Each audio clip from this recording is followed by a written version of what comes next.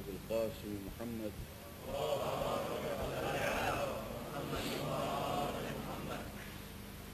وعلى أهل بيته الطيبين الطاهرين المعصومين الذين أذهب الله عنهم الرجس وطهرهم تطهيرا. أما بعد، السلام عليكم ورحمة الله وبركاته.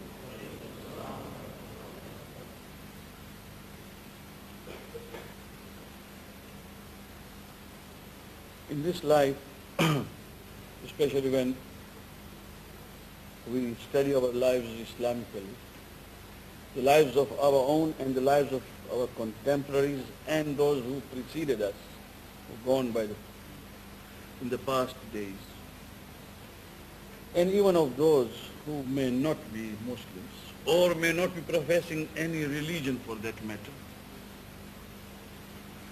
The most important point we find is that the happiness and unhappiness, the success and failure, the progress or retrogress, whatever you might call it, depends very much upon the attitude one has. It depends upon your attitude. Your viewpoint, how do you look at life? How do you look at the events which attend upon you? And how do you view the experiences you have? It is rightly said that if a glass is half full of water, there are two ways of viewing it. Either you will say that the glass is half full, or you will say the glass is half empty. There is no third way. There are people who view it that way, the glass is half empty. And there are people who will say the glass is half full. Those who say the glass is half full are supposed to be optimistic. At least it is half full. But those who always say that it is half empty, they are the cynics. They are the pessimistic. They are the people who despair and who have no hope. Because they always look at the fault. They look at the shortcoming. They look at the defect in it. But it's the same thing, whether you view it that way or that way. But it is upon your attitude that you are counted and you are then classified. In this world today, I was discussing with one of my friends this afternoon that my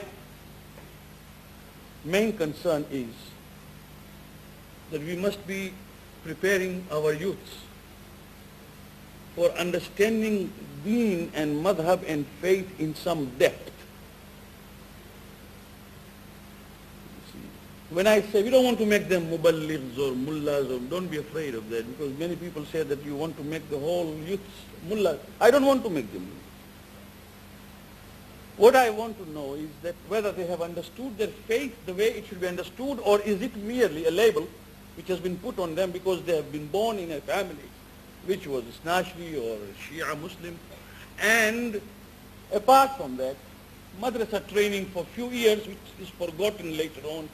As they enter the threshold of adolescence, they are disconnected with the madrasa. And by the time they are right in the middle of the thick of life, with so many new experiences attending upon them, youths, then you find them forgetting the lessons they have learned in the madrasa.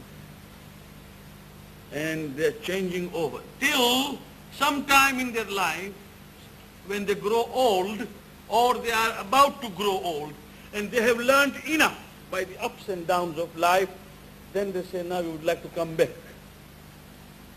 In between, while they were in the prime of their lives, in the cream, you find them lost altogether.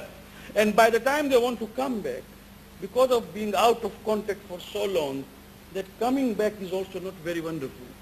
It is just, again, attending the mosque, Muharram and Ramadan and over. By that time, these youths will have already brought up new generation on earth, their own families, their own children, who are again becoming young people, youths of the community, trained under the influence of those who have themselves been out of contact. So you can imagine the generation coming up. Now, somebody might say that why should you worry about are you the prophet? I am not the prophet. But Allah subhanahu wa ta'ala through his Prophet Muhammad sallallahu alayhi wa sallam has said that whoever rises early in the morning, does not worry about the affairs of his Muslim brothers, is not a Muslim. If you and I rise every morning and we are not worried about the people around us and the community with whom we live and the youths who are coming up before us, if we are not worried about them at all, let them go to hell, then that is not the correct viewpoint. Either we don't live as a community and we live as individuals, or we live as a community and look after each other. That means your son is dear to me just as my son is, and your daughter is dear to me the same one as my own daughter is. And this is the way how we look at each other. That means, to be very honest, when I see a young man who is not praying, Namaz Jamaat is here, he's out smoking, and he cannot say that he has already prayed at home because Namaz time has just entered here. He's out there talking. And then he enters here because the volunteers have asked him to enter into the Mambara. And then he goes home and he will never pray. I really feel as if my own son has not prayed. And I wish that the son is told by his father and mother that you have not prayed today, go to the Musalla and pray, and next time, pray on time.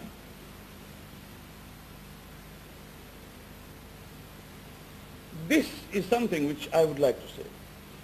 That when they argue with us, they say that, Mullah Sahib, look at the progress this civilization has made. Which civilization? When we were in school, Al-Dina Visram High School and other schools in Mombasa, our British masters, that means the headmasters and teachers, they were all English. And we were proud because we had a white teacher. They used to sometimes arrange debates. And the subject they gave us was, Western civilization is better than the Eastern civilization. Of course, a debate has both the sides. You have got to defend Eastern as well as Western civilization. But invariably, the Westerners won the debate, always. Why? Those who supported the Western civilization, they always won. Why? Because we have taken the measure and yardstick of progress as technological advancement alone.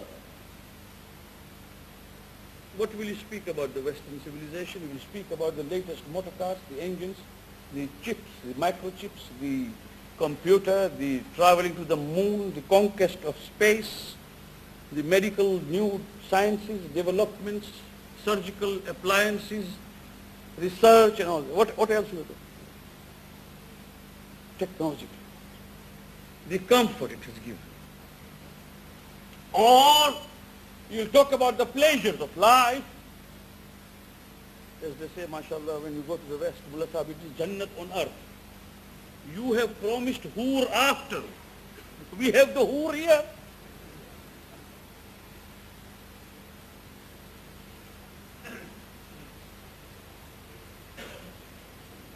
Many of you, mashallah, have got young children. Suppose you are at home with a young baby, your own, your son or your daughter, say, still being breastfed by the mother. And let us say, one day, your wife goes out shopping or goes out for something, meeting friends or relatives, and says, "Aaj chokra ne tumhe dhyan rakh, look after the child today." And you say, "Yes, yes, I will." You are the father. And because she has gone to meet her family friends and relatives and all that, she is late and the feeding time comes. Now you can't feed anything else because the child is being breastfed. Huh? Remember that. You can't give banana to him. You can't give a biscuit because that will create indigestion. So you're waiting for the mama to return. And she is busy there out. She will come. She knows that the child is in safe hands. Now what will you do? And the child starts crying. What will you do? It is the experience all of us share. Huh? So there is nothing new I'm going to tell. But what will you do? You will first try to find the toys. Huh? the toys which are given to the child, that the child may be distracted from the attention which it has towards the pang of hunger. You give the, and the child will play with one, the other, and throw it out, and again howling.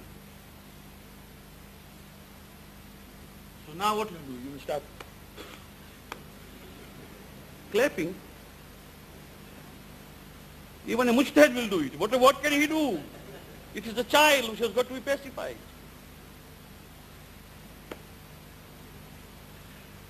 And the child hears the clap and is distracted for some time, remains silent, but again remembers that it is not this what he needs.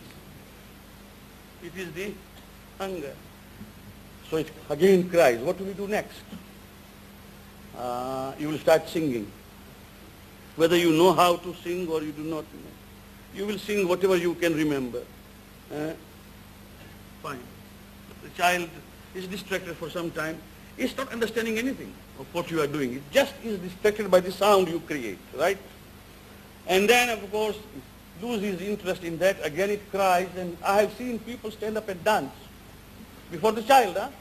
Sometimes on one foot, sometimes on two, sometimes not remember. If somebody were to video it, it would be one of the funniest sights to see. But the father is doing so that the son may wait till mother comes, because the father knows that what he needs or she needs is food. There is hunger. My friends, in this civilization there is a hunger for actual satisfaction and sense of sufficiency, which they have not been able to supply in technology. So you'll find dances and discos and discotheques and all that, shouting and shouting, distracting the attention of the youths. But the youths are there for some time, and again they feel the hunger. That vacuum has been created, and we are being distracted. That hunger will never be satisfied.